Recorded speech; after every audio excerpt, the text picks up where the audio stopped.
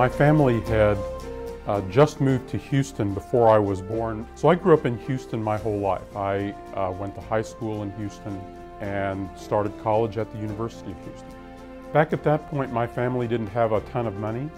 The low tuition at the University of Houston was a big deal for me. When I was in law school, I was working my way through law school, whether it was summer work at Astroworld or sometimes working as a convenience store clerk at a 7-Eleven. I was doing what I could to scrape enough money together to manage my housing needs and pay for law school. The accessibility of a great public university like the University of Houston to someone like me, that just made a fundamental difference in the course of my life. So after I left the practice of law in Houston, I took this kind of step into the dark of trying to become a foreign policy expert.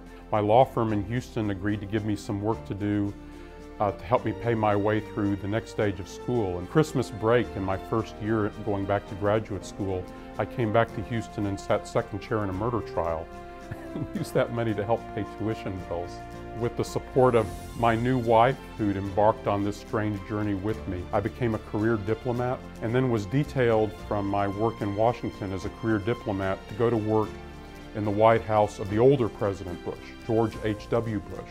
It turned out that my colleague alongside me was a young woman from Stanford named Condi Rice, and we were at the center of the diplomacy to end the Cold War in Europe. I went back into government full-time a couple of times, once to be the executive director of the 9/11 Commission. Then I later went back into government again, working with Condi as the counselor of the Department of State. I've also been an elected member of my town's school board. And believe me, if you've been in the halls of power in Washington, there's nothing more humbling or a healthier reminder of what real politics is like than to be a member of your town's school board. Members in my town couldn't name who the members were in the cabinet in Washington, but boy, they sure knew who was on the school board, and they knew your phone number too.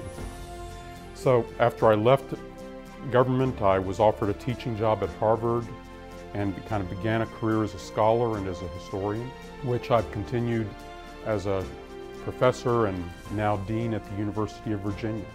All these experiences in public service and in scholarship as a historian and dean have given me a lot of appreciation for different sides of American life, but I think the foundation for all of it was the education and preparation I received at the University of Houston.